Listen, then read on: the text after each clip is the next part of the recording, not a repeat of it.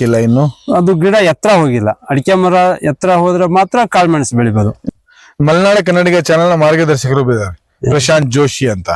ಅವ್ರು ಹೇಳೋ ಪ್ರಕಾರ ಅಡಿಕೆ ಗಿಡ ನೆಟ್ಟು ದಿನಾನೇ ನೀವು ಕಾಳುಮೆಣಸು ಗಿಡ ಕೊಡ್ಬೋದು ಅಂತಾರೆ. ನಾವು ಅವ್ರಿಗೆ ಕೇಳಿದ್ವಿ ಯಾವ ತರ ಕೊಡಕ್ ಸಾಧ್ಯ. ಅವ್ರು ಹೇಳೋ ಪ್ರಕಾರದಲ್ಲಿ ಯಾವ್ದಾದ್ರು ಒಂದು ಜೊತೆಗೆ ಒಂದ್ ಕೋಲ್ ನೆಟ್ಟಿ, ಗೊಬ್ಬರದ ಗಿಡ ಅಂತಾರ ಅವ್ರು, ಗೊಬ್ಬರದ ಗಿಡ ನೆಟ್ಟಿ ಅಡಿಕೆ ಬೆಳೆಸ್ಕೊಳ್ಳಿ. ತೀರಾ ಅದು ಅಡಿಕೆ ಒಂದ್ 3 ವರ್ಷ 4 ವರ್ಷಕ್ಕೆ ಬಂದ ತಕ್ಷಣ ಅಲ್ಲಿವರೆಗೆ ಕಾಳುಮೆಣಸು ಬಂದಿರತ್ತೆ. ಆ ಒಂದು 3 ವರ್ಷದ ನಂತರ ಇದ್ರದ್ದು ಬೆಳೆ ಸ್ಟಾರ್ಟ್ ಆಗತ್ತೆ, ಅದ್ರದ್ದು ಬೆಳೆ ಸ್ಟಾರ್ಟ್ ಆಗತ್ತೆ. ಇಲ್ಲ ನನ್ನ ಪ್ರಕಾರದಲ್ಲಿ ಅದು ಒಂದು 15-20 ಅಡಿನಾರು ಹೋಗ್ಬೇಕಾಗತ್ತೆ ಅಡಿಕೆ ಮರ. ಅದಾದ ನಂತರ ನಾವು ಕೆಳಗೆ ಹಾಕಿದ್ರೆ ಆ ಒಂದು ಅಡಿಕೆ ಮರದಲ್ಲಿ ಬಿಳಿ ಬಣ್ಣ ಬರುತ್ತೆ. ಒಂದು ಆ ಬಿಳಿ ಬಣ್ಣದ ಕೆಳಗೆ ನಾವು ಕಾಳುಮೆಣಸನ್ನು ಬೆಳೆಸಬೇಕಾಗತ್ತೆ. ಈಗ ಅದು ಹಸಿರು ಬಣ್ಣಕ್ಕೆ ಇರುತ್ತೆ, ಇನ್ನು ಎಳೆಗಿರುತ್ತೆ. ಅದಕ್ಕೆ ನಾವು ಕಾಳುಮೆಣಸಿನ ಬೇರು ಅಂಟಿತು ಅಂದ್ರೆ ಅದ್ರ ಪೋಷಕಾಂಶ ಕಾಳುಮೆಣಸು ಎಳೆಯುತ್ತೆ. 8 ವರ್ಷದ ತನಕ ಈ ಗೊಬ್ಬರದ ಗಿಡದೊಳಗೆ ನೀವು ಹತ್ತಿಸ್ಕೊಳ್ಳಿ, ತಕ್ಷಣ ಒಂದ್ 8 ವರ್ಷ ಆದ ತಕ್ಷಣ ಅದು ಅಲ್ಲಿಂದ ಅಲ್ಲಿಗೆ ಚೇಂಜ್ ಮಾಡ್ಕೋಬಹುದು ಅಂತ ಹೇಳಿ ಅದು ಹೇಳ್ತಾರೆ ಅವರು. ಅದು ಗೊಬ್ಬರ ಗಿಡ ಚಿಗುರು ಬಿಡುತ್ತೆ. ಅದು ಚಿಗುರು ತಂದ ತಕ್ಷಣಕ್ಕೆ ಅದು ಪೋಷಕಾಂಶ ಎಳೆಯಕ್ಕೆ ಶುರು ಮಾಡುತ್ತೆ. ಆ ಗೊಬ್ಬರ ಗಿಡದ ಆಸ್ಪಾಸಲ್ಲಿ ಯಾವ ಬೆಳೆನೂ ಬರಲ್ಲ. ಪೋಷಕಾಂಶ ಆಗ್ತಾ ಹೋಗುತ್ತೆ. ಹೌದು, ಅದು ಬೇರೆ ಬಿಟ್ಟು ಅದು ದೊಡ್ಡ ಮರ ಆಗುತ್ತೆ. ಅವಾಗ ನಾವು ಅಡಿಕೆಗೆ ಎಷ್ಟು ಪೋಷಕಾಂಶ ಬೇಕಾಗುತ್ತೆ, ಕಾಳುಮೆಣಸಿಗೆ ಎಷ್ಟು ಬೇಕಾಗುತ್ತೆ, ಅದಕ್ಕೂ ಅಷ್ಟೇ ಪ್ರಮಾಣದಲ್ಲಿ ಬೇಕಾಗುತ್ತೆ. ಪೋಷಕಾಂಶಗಳನ್ನು ಪೂರ್ತಿ ಪ್ರಮಾಣದ ಇದು ಗೊಬ್ಬರ ಗಿಡ. ಹೌದೌದು, ಗೊಬ್ಬರ ಗಿಡ ಇರುತ್ತಲ್ಲ, ಅವಾಗ ಅಡಿಕೆ ಬೆಳೆಗೆ ನನ್ನ ಪ್ರಕಾರದಲ್ಲಿ ಅಡಿಕೆ ಬೆಳೆಗೆ ಪರಿಣಾಮ ಬೀರುತ್ತೆ, ತೊಂದರೆ ಆಗುತ್ತೆ. ಅಂದ್ರೆ ಅನುಭವಕ್ಕಿಂತ ದೊಡ್ಡ ಅನುಭವ ಇರತ್ತೆ, ಒಬ್ರಿಗೆ ಅದ್ರ ಮೇಲೆ ಪಾಂಡಿತ್ಯ ಇರತ್ತೆ. ನಿಮ್ಮ ಅನುಭವದ ಪ್ರಕಾರ ನೀವು ಹೇಳ್ತಾ ಇದ್ದೀರಿ. ಯಾಕಂತ ಹೇಳಿದ್ರೆ ನಾವು ಮೂಲ ಕೃಷಿಕರ ಆಗದೆ ಇರೋದ್ರಿಂದ, ನಮಗೆ ಕೃಷಿ ಜಮೀನು ಸ್ವಲ್ಪ ಮಟ್ಟಿಗೆ ಇದೆ, ಆದ್ರೆ ನಾವು ಕೃಷಿಕರಾಗದೆ ಇರೋದ್ರಿಂದ ಕೃಷಿಕರು ಹೇಳಿದ ಮಾತು ಪರಾಮರ್ಶೆಗೆ ನಾವು ಕೊಡ್ತೀವಿ. ಈ ಸಂದರ್ಭದಲ್ಲಿ ನಾವು ನಿಮ್ಮ ಮಾತು ನಮ್ಮ ತಜ್ಞರಾದಂತಹ ನಮ್ಮ ಪ್ರಶಾಂತ್ ಜೋಶಿ ಅವರಿಗೆ ತಿಳಿಸ್ತೀವಿ. ಅವ್ರು ಏನ್ ಹೇಳ್ತಾರೆ ನೋಡಿ, ಮುಂದಿನ ವಿಭಾಗದಲ್ಲಿ ತಿಳಿಸ್ತೀವಿ. ಈಗ ನೀವು ಅಡಿಕೆ ಒಳಗೆ ಕಾಳುಮೆಣಸು ಹಾಕ್ತಾ ಇಲ್ಲ, ನೀವು ಇಷ್ಟು ಬೆಳೆ ಒಳಗೆ ನಿಮಗೆ ಕೈ ಹಿಡಿದಂತಹ ಮುಖ್ಯ ಬೆಳೆ ಯಾವುದು? ಪಪ್ಪಾಯ. ಯಾಕಾಗಿ ಅಂದ್ರೆ ನಾವು ಅಡಿಕೆ ಬೆಳೆ ಒಂದು ಆದಾಯ ನಿರೀಕ್ಷೆ ಮಾಡ್ಬೇಕು ಅಂದ್ರೆ ಕಡಿಮೆ ಅಂದ್ರೆ 7 ವರ್ಷ, 7ರಿಂದ 8 ವರ್ಷ ಆಗುತ್ತೆ. ಅಲ್ಲಿವರೆಗೂ ನಾವು ಕೆಲಸ ಮಾಡ್ಬೇಕಾದ್ರೆ ನಮಗೆ ಅವಶ್ಯಕತೆ ಇರುತ್ತೆ. ಆ ಭೂಮಿ ಖರ್ಚು ಮಾಡಿದ ದುಡ್ಡು ವಾಪಸ್ ಬೇಕು, ಸಂಸಾರ ಖರ್ಚು ಬೇಕು, ಅದಕ್ಕೆ ಬೇಕು ಅಂದ್ರೆ ನಮಗೆ ಅಲ್ಪಾವಧಿ ಬರೋಂತ ಬೆಳೆ ನಮಗೆ ಪಪ್ಪಾಯ.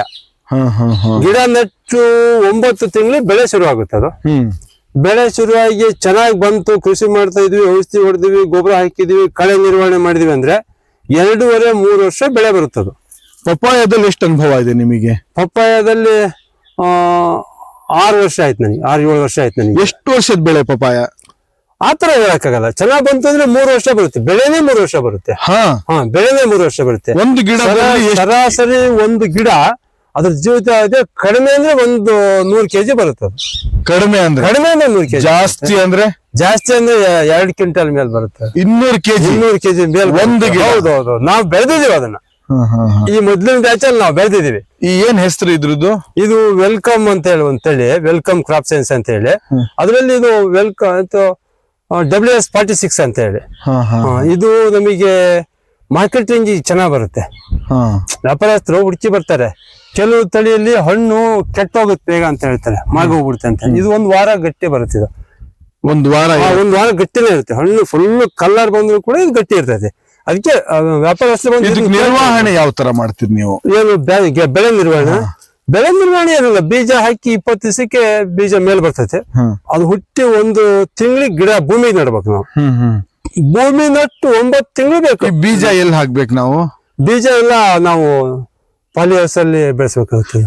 ಅದಕ್ಕೆ ಜವಾಬ್ದಾರಿ ನಿಮ್ದೇನಾ ಅಥವಾ ಯಾರು ನರ್ಸರಿಯಲ್ಲಿ ಮಾಡ್ಕೊಡ್ತಾರ? ನಾವೇ ಮಾಡಿದೀವಿ. ನಾವೇ ಮಾಡಿದೀವಿ. ನರ್ಸರಿಯಿಂದ ತರೋ ಗಿಡಕ್ಕೂ ನೀವು ಪಾಲಿ ಹೌಸ್ ಅಲ್ಲಿ ಮಾಡಿ ನೀವು ಸೃಷ್ಟಿ ಮಾಡಿದ ಗಿಡಕ್ಕೂ ವ್ಯತ್ಯಾಸ ಏನು ಸರ್? ಅದನ್ನ ಹೇಳಕ್ಕಾಗಲ್ಲ. ಯಾಕಂದ್ರೆ ಇಲ್ಲಿ ನಾವು ಮಾಡಿದ್ದು ನಮ್ಮ ಭೂಮಿ ಒಳಗೆ ನಮ್ಮ ವಾತಾವರಣಕ್ಕೆ ಸರಿಯಾಗಿ ಸೆಟ್ ಆಗಿ ಬರುತ್ತೆ. ಅದು ನಾವು ಪಾಲಿ ಹೌಸ್ ಅಲ್ಲಿ ಹೈಟೆಕ್ ನರ್ಸರಿ ತಂದಿವಿ ಅಂದ್ರೆ ಫಾರಂ ಕೋಳಿ ತಂದು ಊರೊಳಗೆ ಬಿಟ್ಟಂಗೆ ಆಗುತ್ತೆ ನಮಗೆ. ಅದು ಇಲ್ಲೇ ವಾತಾವರಣಕ್ಕೆ ಅಡ್ಜಸ್ಟ್ ಆಗೋದು ಸ್ವಲ್ಪ ಕಷ್ಟ ಆಗುತ್ತೆ. ಗಿಡ ಸ್ವಲ್ಪ ಸಾಯ ಸಾಧ್ಯತೆ ಇರ್ತದೆ. ಆದ್ರೂ ಎಲ್ಲರೂ ಅದನ್ನ ಮಾಡಕ್ ಆಗದೆ ಇರೋದ್ರಿಂದ ಅವ್ರವ್ರ ಅನುಕೂಲ. ಅದು ಯಾರಿಗೆ ಯಾವ ತರ ಅನುಕೂಲ ಆಗುತ್ತೆ ಅದ್ ಮಾಡ್ತಾರೆ. ನಿಮ್ಮ ಅನಿಸಿಕೆ ಪ್ರಕಾರ ನಿಮ್ ಜಮೀನ್ ಮಟ್ಟದಲ್ಲಿ ಇಲ್ಲೇ ಬೆಳೆಸಿದ್ರೆ ಒಳ್ಳೇದು. ನಾವು ವಾತಾವರಣಕ್ಕೆ ಉತ್ಪತ್ತಿ ಆಗುತ್ತೆ. ಖರ್ಚು ಕಡಿಮೆ ಆಗುತ್ತೆ. ಅದು ನಮಗೆ ಬೇಕಾದಂತ ಟೈಮಿಗೆ ನಾವು ನೆಟ್ಕೋಬಹುದು. ಈಗ ಒಂದು ಪಾಲಿ ಹೌಸ್ ಒಳಗೆ ಎಷ್ಟು ಬೀಜ ಹಾಕ್ಬೇಕಾಗತ್ತೆ? ಒಂದು ಪೇಪರ್ ಕೊಟ್ಟೆ ಒಳಗೆ ಒಂದೇ ಒಂದೇ ಒಂದೇ ಅರ್ಧ ಕೆಜಿ ಕೊಟ್ಟೆ ಬರ್ತಾವ ಈ ಗಿಡ ನೆಡ ಕೊಟ್ಟೆ. 1,000 ಪಾಲಿ ಒಳಗೆ ನೀವು ಎಷ್ಟು ಗಿಡ ಬೀಜ ಉತ್ಪತ್ತಿ ಆಗತ್ತೆ, ಎಷ್ಟು ಹಾಳಾಗತ್ತೆ? ಯಾವ್ದ್ರಲ್ಲಿ? ಈ ಒಂದ್ ಮರದಲ್ಲ ಮರ ಅಂತ ಹೇಳಿದ್ರೆ ನೀವೇ ಕೃಷಿ ಮಾಡಕ್ಕೆ ಬೀಜ ಹಾಕಿದ್ರಿ. 1,000 ಬೀಜದಲ್ಲಿ ಎಷ್ಟು ಬೀಜ ಒಳ್ಳೇದಾಗಿ ಬರುತ್ತೆ? ಒಂದೆಷ್ಟು? ಇಲ್ಲ, ಅದು 90% ಹುಟ್ಟಿದೆ. ನಾವು ಹಾಕಿದಾಗೆಲ್ಲ 90% ಜರ್ಮಿನೇಷನ್ ಬಂದಿದೆ. 100ಕ್ಕೆ 90% ಅಂತ ಬಂದೇ ಬರುತ್ತೆ. ಅಂದ್ರೆ ನಾವು ಮಾಡೋದ್ರ ಮೇಲೆ ನೀರು ಬೀಜ ನೆಟ್ಟು ಪಾಕೆಟ್ ಹಾಕಿ 5-6 ದಿನ ಬೆಳಿಗ್ಗೆ ಮತ್ತು ಸಂಜೆ 2 ಸಲ ನೀರು ಬಿಡ್ಬೇಕು. ಅದಕ್ಕೆ 90% ಚೆನ್ನಾಗಿ ಬರುತ್ತೆ, ಜರ್ಮಿನೇಷನ್ ಬರುತ್ತೆ. ನೀರ್ ಬಿಡೋದು ಸರಿಯಾಗಿ ಬಿಟ್ಟಿಲ್ಲ, ಕಳೆ ಹಾಕಿ ಬಿಟ್ಟಿವಿ ಅಂದ್ರೆ ಮತ್ತೆ ಅಲ್ಲೇ ಹಾಳಾಗುತ್ತೆ. ಅಲ್ಲಿ ನಾವು ಏನಾದ್ರು ಗೊಬ್ಬರ ಕೊಡ್ಬೇಕಾ? ಎಲ್ಲಿ ಗಿಡ ಹುಟ್ಟತ್ತಲ್ಲ ಆ ಸಂದರ್ಭಕ್ಕಿಂತ ಮುಂಚೆ ಆತರ ಏನಿಲ್ಲ. ಸ್ವಲ್ಪ ರಾಸಾಯನಿಕ ಗೊಬ್ಬರ, ಕೊಟ್ಟಿಗೆ ಗೊಬ್ಬರ ನಾವು ಎಷ್ಟು ಸಾಧ್ಯನೋ ಅಷ್ಟು ನಮ್ ಭೂಮಿ ಕೊಟ್ಟಿಗೆ ಗೊಬ್ಬರ ಬೆಳೆಸಿದ್ರೆ ಸಾವಯವ ಪದ್ಧತಿಯಲ್ಲೇ ಮಾಡ್ಬೇಕು. ಸಾವಯವ ಪದ್ಧತಿಯಲ್ಲಿ ಮಾಡಿ ತಂದು 1 ತಿಂಗಳಾದ್ಮೇಲೆ ನೆಟ್ರಿ ನೀವು. ಇಲ್ಲಿನ ಕರ್ಮ ಏನಿದ್ರದ್ದು ಕೆಲಸ? ಇಲ್ಲಿನ ಕರ್ಮ ಏನಿಲ್ಲ, ಗಿಡ ನಟ್ ನಂತರ ಕರೆಕ್ಟ್ ಆಗಿ ಕಳೆ ನಿರ್ವಹಣೆ. ಮೊದಲನೇದಾಗಿ ಕಳೆ. ಈ ನಮ್ ಭಾಗಕ್ಕೆ ಬರ್ತಕ್ಕಂತ ದೊಡ್ಡ ಸಮಸ್ಯೆ ಅಂದ್ರೆ ಕಳೆ. ಜಮೀನಿನ ಈ ಬೇಸಾಯದ ಒಟ್ಟು ಉತ್ಪಾದನೆ ಒಳಗೆ ಮೊದಲನೇ ದುಡ್ಡು ಖರ್ಚಿನ ಸಮಸ್ಯೆ ಅಂದ್ರೆ ಕಳೆ. ಈ ಕಳೆಗೆ ಕೊಳೆನಾಶಕ ಹೊಡೆದಿ ತಟ್ಟು ಮಾಡ್ಬೋದಾ ನಾವು? ಮಾಡ್ಬೋದು, ಭೂಮಿ ಹಾಳಾಗುತ್ತೆ. ನಾವು ನಿರಂತರವಾಗಿ ಕಳೆನಾಶಕನ ಹೊಡಿತಾ ಇದ್ಬಿಟ್ರೆ ಅದು ಭೂಮಿಗೆ. ನೀವು ಕಳೆ ನಿರ್ವಹಣೆ ಯಾವ ತರ ಮಾಡ್ತಾ ಇದ್ದೀರಿ? ನಾವು ಕಳೆ ಮಿಷನ್ ಹೊಡಿತೀವಲ್ಲ, ವೀಡ್ ಕಟ್ರ್ ಹೊಡೆದಿ ಮುಗಿಸ್ಬಿಡ್ತಾ ಇದ್ದೀರಿ. ಹೌದೌದು. ಸಣ್ಣಕ್ಕಿದ್ದಾಗ ವೀಡ್ ಕಟ್ರ್ ಹೊಡಿಯಕ್ಕಾಗಲ್ಲ. ಅದಕ್ಕೆ ನಾವೇನ್ ಮಾಡ್ಬೇಕಪ್ಪ ಅಂದ್ರೆ ಗಿಡ ಸುತ್ತ ಹುಲ್ಲು ಮುಚ್ಚಬೇಕಾಗತ್ತೆ. ಗಿಡ ಸುತ್ತ ಹುಲ್ಲು ಮುಚ್ಚಿದ್ರೆ 1 ಅಡಿ ಅಂತರದಾಗೆ ನಮಗೆ ಅದು ಕಳೆ ಬರಲ್ಲ ಅಷ್ಟಕ್ಕೆ. ಮಲ್ಚಿಂಗ್ ಶೀಟ್ ಹಾಕಿ ಮಾಡ್ತೀರಲ್ಲ, ಅದಕ್ಕೆ ಏನಂತೀರಿ ನೀವು?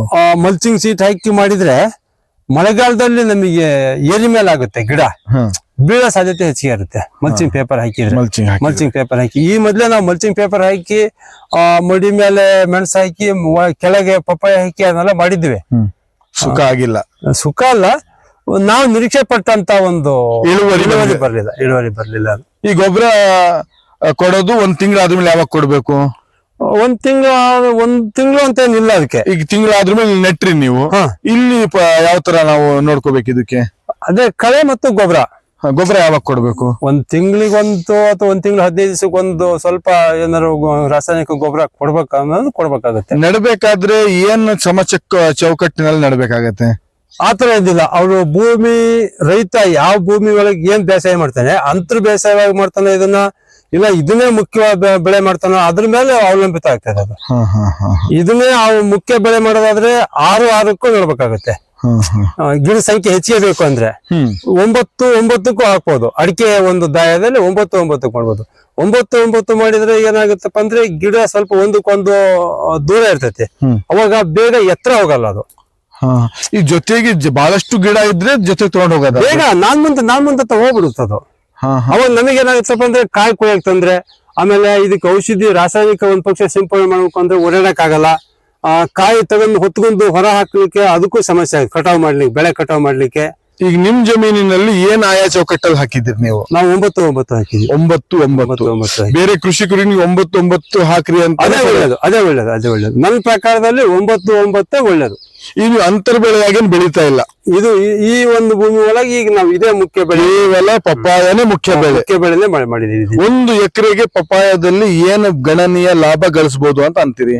ಅದು ನಾನು ಈ ಇದ್ರಲ್ಲಿ ಹೇಳ್ಬೇಕು ಅಂದ್ರೆ ಲಾಭ ಅಂತ ಹೇಳಕ್ ಆಗಲ್ಲ ಸರ್. ಇದು ನಮಗೆ ಒಂದು ಒಳ್ಳೆ ಬೆಳೆ ಬೆಳಿಬೇಕು, ಅಷ್ಟು ಮಾಡ್ಬೋದು. ನಮಗೆ ಒಂದು 100 ಕೆಜಿ 150 ಕೆಜಿ ಬರ್ಬೇಕು ಅನ್ನೋ ಒಂದು ಮಟ್ಟದಲ್ಲಿ ನಾವು ಭೂಮಿಯನ್ನು ಹದಗೊಳಿಸಿ ಕಳೆ ನಿಯಂತ್ರಣ ಮಾಡಿ ಬೆಳಿಬಹುದು.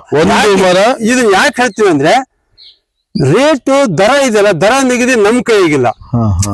ಆ ಇದ್ರಿಂದ ಇಷ್ಟೇ ಲಕ್ಷ ಲಾಭ ಅಂತ ಹೇಳಕ್ ಆಗಲ್ಲ. ನಮಗೆ ತೃಪ್ತಿ ಆಗಂಗೆ ಒಂದು ಬೇಸಾಯ ಮಾಡ್ಬೋದು. ಒಂದು ಮರ 150 ಕೆಜಿ ಬೆಳೆಯುವ ಹಂತದಲ್ಲಿ ಬೇಸಾಯ ಮಾಡ್ಬೇಕು. ಅವಾಗ ನಮಗೆ 10 ರೂಪಾಯಿ ದರ ಸಿಕ್ಕಿದ್ರು ನಮಗೆ 150 ಕೆಜಿ ಬಂತಂದ್ರೆ 10 ರೂಪಾಯಿ ಸಿಕ್ಕಿದ್ರು 1,500 ರೂಪಾಯಿ ಒಂದ್ ಮರದ ಬೆಲೆ ಬಾಳುತ್ತದೆ. ಎಲ್ಲ ಲಾಭ ನೋಡಿ ಮಾಡಿದ್ರೆ ಯಾವ ಕೃಷಿ ಒಳಗೂ ಲಾಭ ಕಾಣತ್ತೆ. ನಷ್ಟ ಅಂತ ನೋಡಿದಾಗ ಭಯ ಆಗತ್ತೆ. ಪಪ್ಪಾಯಿ ಜೀವನದಲ್ಲಿ ನಷ್ಟ ಅಂದ್ರೆ ಏನು? ನಷ್ಟ ಅಂದ್ರೆ ಏನು ಅಂತಾನು ನಾವು ರೋಗ ಬಾಧೆ ಬಂದ್ರೆ ಮಾತ್ರ ಅಲ್ಲ ನಷ್ಟ ಅಷ್ಟೇ. ಯಾವ್ದಾದ್ರು ರೋಗ ಬಂದು ಹೌದೌದು ತಳಿನೇ ರೋಗ, ಒಂದು ಸುಳಿ ರೋಗ ಅದಕ್ಕೂ ವೈರಸ್ ಬರುತ್ತೆ. ಇದಕ್ಕೂ ವೈರಸ್ ಇದೆ? ಇದಕ್ಕೂ ವೈರಸ್ ಇದೆ. ಯಾವ ತರ ವೈರಸ್ ಬರುತ್ತೆ? ಅದಕ್ಕೆ ಸುಳಿ ರೋಗ ಬರ್ತೈತೆ, ಆಮೇಲೆ ಕಾಯಿ ಚುಕ್ಕಿ ರೋಗ ಬರ್ತೈತೆ. ಬಹಳ ರೈತರು ಹೇಳ್ತಾರೆ ನಾವು ಪಪಾಯ ಮಾಡಿದ್ವಿ ಮರ ನಮಗೇನ್ ಕೈ ಹಿಡ್ದಿಲ್ಲ ಅಂತಾರೆ. ಅದು ಕಾರಣ ಏನಂತ ಅನ್ಸತ್ ನಿಮಗೆ? ಅದು ಅವರ ಇಚ್ಛೆ ಅದು. ಯಾಕಂದ್ರೆ ನಾನು ಇಲ್ಲಿವರೆಗೂ ಅದನ್ನ ನೋಡಿಲ್ಲ. ಅವರು ಮಾಡಿದಂತ ಕೃಷಿ ಪದ್ಧತಿ ಆಗಿರ್ಬೋದು, ಬೇಸಾಯ ಪದ್ಧತಿ ಆಗಿರ್ಬೋದು, ಈ ತರ ಏನಾದ್ರು ಮಾಡಿಲ್ಲ? ಇಲ್ಲ ಗುರುಗಳೇ, ಅಲ್ಲಿ ಏನಾಗುತ್ತೆ ಅಂದ್ರೆ ಶುಂಠಿ ಬೆಳಿತೀವಿ ನಾವು. ಶುಂಠಿ ಬಂದೇ ಬರುತ್ತೆ ಅಂತ ಮಾಡಕ್ಕಾಗಲ್ಲ. ನಮಗೆ ಬೇಸಾಯ ಮಾಡ್ಬೇಕು, ನಮಗೆ ತೃಪ್ತಿ ಏನ್ ಕೆಲಸ ಮಾಡ್ಬೇಕು. ರೋಗ ಬಂದ್ಬಿಡ್ತಾವೆ, ಏನು ಮಾಡಕ್ಕಾಗಲ್ಲ. ಈ ಮನುಷ್ಯನ ಏನ್ 100 ವರ್ಷ ಬದುಕಲೇಬೇಕು ಅಂತ ಇಲ್ಲಲ್ಲ. ಮಧ್ಯದಲ್ಲಿ ಯಾವ್ದು ರೋಗ ಬಂದ ಹೌದು, ಹಂಗಂತ ಜೀವನ ಮಾಡೋದೇನ್ ಬಿಡಲ್ಲ. ಅದಾಗದೆ ಇದು ಹಂಗೆ. ಎಲ್ಲ ಒಂದ್ ರೋಗ ಬಂತ, ಆಯ್ತು, ಅದು ಹೋಯ್ತು, ಅದು ನಂದಲ್ಲ, ಅದು ಭಗವಂತ ನನಗೆ ಕೊಟ್ಟದಲ್ಲ. ಜೀವನದಲ್ಲಿ ಇನ್ನೊಂದ್ ಕಡೆ ಮತ್ತೊಂದ್ ಕಡೆ ಮಾಡ್ಬೇಕು. ನಾವು ಕಳ್ಕೊಂಡೆಲ್ಲ ಹುಡುಕ್ ಹೋಗ್ಬಿಟ್ರೆ ಕೃಷಿ ಜೀವನದಲ್ಲಿ ಬರುವಂತ ರೋಗಗಳಿಗೆ ಹೆದರಿ ಕೃಷಿ ಜೀವನ ಬಿಡಬಾರ್ದು. ಆಗಲ್ಲ, ಬಿಟ್ರೆ ರೈತನು ಅಲ್ಲ. ನಾವ್ ಇದ್ರ ಮೇಲೆ ಬೇರೆ ಇನ್ನೇನ್ ಮಾಡಕ್ ಸಾಧ್ಯ? ಆತಂಕ ಪಡೋನ್ ರೈತ ಅಲ್ಲ. ನಾವು ಈಗ ಕಳ್ಕೊಂಡಿದೀವಿ, ಇದ್ರೆಲ್ಲ ಹುಡುಕ್ಬೇಕು. ಎಲ್ಲಿ ಕಳೆದಿದೀವಿ ಎಲ್ಲ ಹುಡುಕ್ಬೇಕು. ಸಿಕ್ಕತ್ತ? ಸಿಕ್ಕೇ ಸಿಗುತ್ತೆ, ಸಿಗ್ಲೇಬೇಕದು. ಇಲ್ಲ ದೃಢ ನಿರ್ಧಾರ ಬೇಕು. ಹೌದು, ದೃಢ ನಿರ್ಧಾರ ಬೇಕು, ಸಿಗ್ಲೇಬೇಕದು. ಎಲ್ಲ ಕಳೆದಿದೀವಿ ಅಂದ್ರೆ ನಾವು ಅವಾಗ ಕಳೆದಲ್ಲೂ ಕೂಡ ಅದ್ರ ಬರುತ್ತೆ ಅಂತ ನಿರೀಕ್ಷೆ ಇರುತ್ತೆ ನಮಗೆ. ನಾವ್ ಅದನ್ನ ಬಿಟ್ಟಿವಿ ಅಂದ್ರೆ ನಾವು ಬೇಕು ಯಾರ್ದೋ ಮಾತು ಕೇಳಿ ಹಾಕಿದೀವಿ ಅಂತ, ಅದು ಆಗ್ಬಾರ್ದು. ಈಗ ನೀವು ಪಪಾಯ ಬೆಳೆದ್ವಿ, ನಾವ್ 1 ತಿಂಗಳಾಯ್ತು 2 ತಿಂಗಳಾಯ್ತು, ಇದ್ರಕ್ಕೆ ಹಿಂಗಾರ ಬರಕ್ಕೆ ಎಷ್ಟು ತಿಂಗಳಾಗತ್ತೆ? ಇದು ಚೆನ್ನಾಗ್ ಬಿಸಿಲು ವಾತಾವರಣ ಇತ್ತು ಅಂದ್ರೆ ಒಂದ್ 3-3.5 ತಿಂಗಳಿಗೆ ಹೂ ಬಂದ್ಬಿಡುತ್ತದೆ. 3 ತಿಂಗಳಿಗೆ ಹೂ ಬಂತು. ಕಾಯಿ ಯಾಕೆ ಪರಿವರ್ತನೆ ಆಗಕ್ಕೆ? ಕಾಯಿ ಒಟ್ಟ 9ನೇ ತಿಂಗಳಿಗೆ ಅದು ಮೊದಲ ಫಸಲು ಬರುತ್ತೆ. ಹೌದೌದು, ಹಣ್ಣು ಆಗಕ್ಕೆ ಶುರುವಾಗುತ್ತೆ 9ನೇ ತಿಂಗಳಿಗೆ. ಎಲ್ಲಿವರೆಗೆ ಫಸಲು ಕೊಡುತ್ತೆ? ಅದೇ ಕಾಯಿ ಬಿಡಕ್ ಹಿಡಿದ ನಂತರ ನಿರಂತರವಾಗಿ ಪ್ರತಿ ವಾರ ಕಟಾವು. ಪ್ರತಿ ವಾರ? ಪ್ರತಿ ವಾರ 2.5 ವರ್ಷ ಕೊಟ್ಟಿದ್ದೀವಿ ನಾವು. ಈ ಏನ್ ತಳಿ ಹೆಸರು? ವೆಲ್ಕಮ್ 46 ಅಂತ ಹೇಳಿ. ವೆಲ್ಕಮ್ ತಳಿ ನಿಮಗೆ ಫಸಲು ಕೊಡಕ್ ಪ್ರಾರಂಭ ಮಾಡಿದ್ರ ಮೇಲೆ 2.5 ವರ್ಷ ಕೊಟ್ಟಿದೆ. ನಿರಂತರವಾಗಿ ಪ್ರತಿ ವಾರಕ್ಕೆ ಒಂದು ಕಟಾವುದು 2.5 ವರ್ಷ ಕೊಟ್ಟಿದೆ. ಈ ನಿಮ್ ಜಮೀನಿಗೆ ಇದು ಚೆನ್ನಾಗಿ ಬಂತ ಇಲ್ಲ ಎಲ್ಲಿ ಹಾಕಿದ್ರು ಬರ್ಬೋದಾ?